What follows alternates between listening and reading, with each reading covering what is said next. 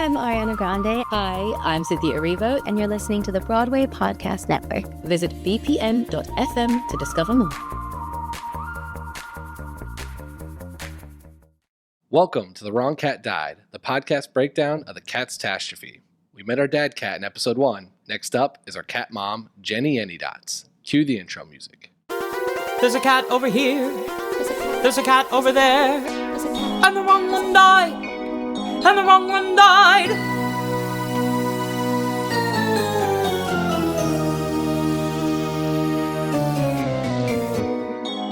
Welcome to The Wrong Cat Died, the podcast breakdown of the Catastrophe. Let's talk about our motherly figure, Jennyanydots. Just like all these crazy cats, I'm going to get super tired of saying Jennyanydots, so from here on out, we're calling her Jenny. If you had any doubts about how weird this show is, Jenny is about to blow your mind. But before we get into the weirdness, let's discuss who is Jenny. Jenny is bipolar. Basically, Jenny's the lazy cat sleeping and doing absolutely nothing of value during the day, but at night, Jenny's the mom getting everything in order. The song follows that same bipolar style with Monkish Trap singing the daytime life in a slow narrative, while her nighttime life is sung by 3 cats who I don't even know who they are. I'm pretty sure one of them is Taylor Swift. It's pretty clear that the cats have mixed reviews on her, but some seem really excited to see her while others are a little less excited. So what do we know about Jenny? Jenny works the graveyard shift after sleeping all day, but at night she is running the show as mom. She's teaching mice crocheting and tatting. I don't know what tatting is. I don't know if anyone knows what tatting is. I initially thought that she was teaching mice how to ink prison tattoos on cats, but I can't imagine that's what Andrew Lloyd Webber actually had in mind. I have to assume it's something like knitting. I don't know, but the visual of Jennyanydots teaching mice how to ink teardrops under Rum Tug Tugger's eye is a visual I really want to have. We get a costume change mid-song where Jenny goes from the crazy-looking grandma in a monster fur coat at the mall doing a mall walking routine to a slightly inappropriately dressed mom in a skimpy outfit at a PTA meeting. Either way, after she teaches the mice and gets into that skimpy outfit, we learn she also teaches cockroaches. She claims that they just need employment to prevent from destroyment. This is one of the few times the song actually rhymes, so I'm going to ignore the idea of finding cockroaches jobs. The song culminates with this monster tap dance number with Jenny and all the cockroaches. It's a monster tap dance number for 2 reasons. It's extremely well done, so it's a monster, but it's also a monster because it has human-sized cockroaches. If you're a New Yorker like me, you're probably terrified of them, and it's one of your biggest fears. Seeing human-sized cockroaches is one of the many things in this play that will haunt your nightmares. The tap dance ends with the cat singing, "For she's a jolly good fellow," and then the number just is over. It's a little out of place, but that's how the song ends. Just like the song ends anticlimactically, so is this section.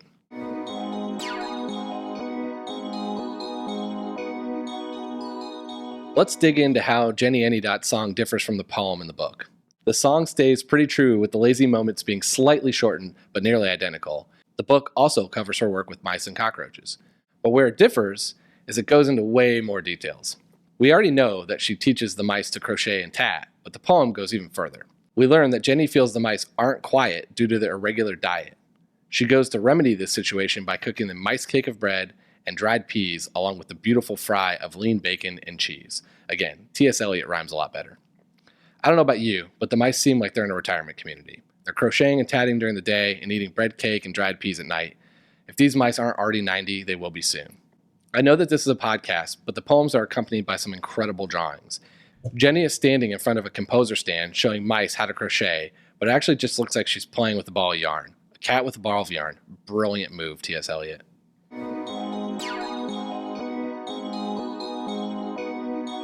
Let's dig into some real and fictional characters of Jennyanydots. Jenny's bipolar nature makes her a natural Jekyll and Hyde, but I want to focus on her momness and cover a few TV and movie moms that she really reminds me of. The first is the obvious one, Mrs. Molly Weasley. She's a redheaded mom who takes pride in cooking food for everyone that comes around. She also keeps the entire Weasley family in order, teaching all of her children. She wears some beat-up clothes, which feels very similar to the intro coat that Jenny starts in. Plus, I can definitely picture her being super lazy when she becomes an empty nester. So she has a little Jennyanydots during the day in her future. If Molly Weasley was the pre-costume change Jenny, then Peggy Bundy from Married with Children is definitely the post-costume change. She is constantly in slightly inappropriate outfits. Peggy is notorious for being super lazy and epitomizes everything of Jenny's daytime life. She spends most of her day sitting on the couch watching soap operas just like Jenny sleeps all day. Plus, I remember Peggy had a weird ability to play the accordion, which feels a little out of place, just like when Jenny busts out a full tap dance number out of nowhere with cockroaches. Shifting gears a little bit, let's go to a classic TV mom who has some Jenny tendencies. What about June Cleaver from Leave It to Beaver? She definitely gives off some Jenny vibes. She has a bunch of hobbies like needle pointing and cake decorating, which definitely feels like crocheting and tatting. And the Beaver house is also filled mostly with British furnishings, which makes sense since the original Jenny production is from the UK.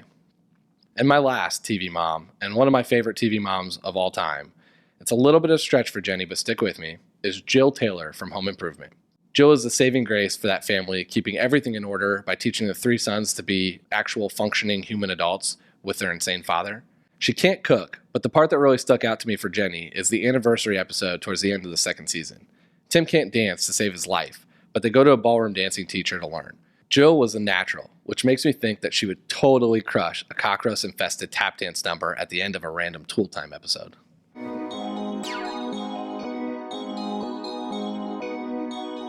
Welcome to the Internet Rumor Mill. Jennyanydots' rumor is a little light, but let's tackle the couple pieces I could find. First thing I found was that Judi Dench, who was going to play the Old Deuteronomy in the movie, was actually slated to play Jennyanydots in the original UK production. I wonder if she's going to give Rebel Wilson any pointers. I didn't see any rumors on Jenny being certain cats' moms, but based on the rumors from Old Deuteronomy, I'd be really surprised if that's not the case, so I'm going to start that rumor. She has to be the mother of a handful of these kittens, right? My best guess is Mungo Jerry and Rumpelteazer. They're definitely got to be her offspring, and we'll get to them in a later episode where I'll kind of explain why. The last rumor I found is the one that I told you I know nothing about, which is that Jennyanydots is a Gemini. So I mentioned in episode 1, I don't know squat about astrology. But since there's really not that many rumors, I decided to do a little digging for you. I found a website called cattime.com, which breaks down what your cat's zodiac sign says about your cat. Let me summarize what it says about a Gemini cat. Gemini cats are chatty and charming creatures. They tend to win the affections of whoever's leg they rub against. Geminis are known as twins, so your cat might have some duality in its temperament. They can be joyful and manic and playful one minute, and then sullen and cranky the next. Despite a sometimes hard-to-handle personality, the magnetism of Gemini cats makes them so hard to resist. Holy shit. That site that is matching the cats, the musical characters, to the zodiac sign is scary good.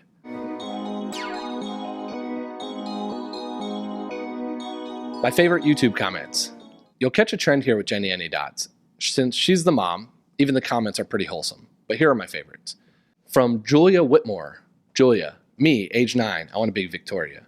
Me, age 16, I would settle for Demeter. Me, 23, turns out I'm Jennyanydots. Hey, things could be worse, Julia. Live that mom life. From Lottie D. Cracker. Lottie D. Cracker says, I remember seeing this live. It felt like an acid trip. From White Trash. Great name. White Trash says, what kind of weird psychotic human beings actually act in these plays?